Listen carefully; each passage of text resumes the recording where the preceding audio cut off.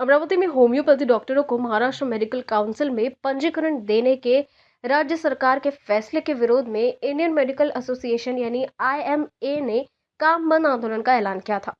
Supreme court की appeal के बाद IMA ने फिलहाल आंदोलन स्थगित कर दिया है। आंदोलन स्थगित होने के बाद आज से अमरावती के निजी अस्पतालों में ओपीडी सेवाएं दोबारा शुरू हो गई है। इससे इलाज के लिए अस्पताल पहुंचने वाले मरीजों को बड़ी राहत मिली है। हालांकि इस पूरे मामले में डॉक्टरों की नजर अब 13 अगस्त को होने वाली सुप्रीम कोर्ट के फैसले पर टिकी हुई है। आईएमए ने स्पष्ट किया है कि न्यायालय के फैसले के बाद आगे की भूमिका तय की जाएगी। अगर फैसला डॉक्टरों के पक्ष में नहीं आता है तो आईएमए ने दोबारा आंदोलन शुरू करने का संकेत दिया है।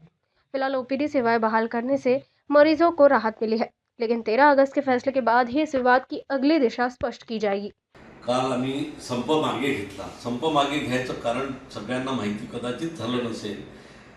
सुमोटो हायकोर्टाने आम्हाला बोलवलं आणि सांगितलं आधी संप मागे घ्या। आम्ही न्याय व्यवस्थेवर विश्वास ठेवणारे लोक आहोत आणि सगळ्यांनी ठेवायला पाहिजे, संविधानाचा आदर केला पाहिजे। आम्ही न्याय व्यवस्थेवर विश्वास ठेवला आणि संप मागे घेतला। त्याचा अर्थ असा नाही की आम्ही थांबलो आहे। ही केस 13 आणि 14ला हायकोर्टातच आहे आणि हायकोर्टाचा निकाल आल्यानंतर ॲक्शन कमिटी जी स्टेट लेवलची आहे आणि नॅशनल लेवलची ॲक्शन कमिटी आहे, त्या ॲक्शन कमिटीच्या गाईडलाईन जशा येईल त्यानुसार आम्हाला पुढं वाटचाल करायची आहे। इथे संपलेलं नाही, कारण की हा मुद्दा आमच्यासोबत जुळलेला नाही। फक्त ॲलोपॅथी आणि एमबीबीएस लोकांसोबत जुळलेला, आयएमए सोबत जुळलेला मुद्दा नाही।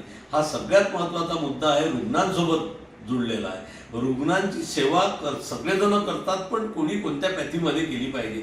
एमबीबीएस झाल्यानंतर हा ॲलोपॅथी मॉडर्न मेडिसिनचा डॉक्टर आहे।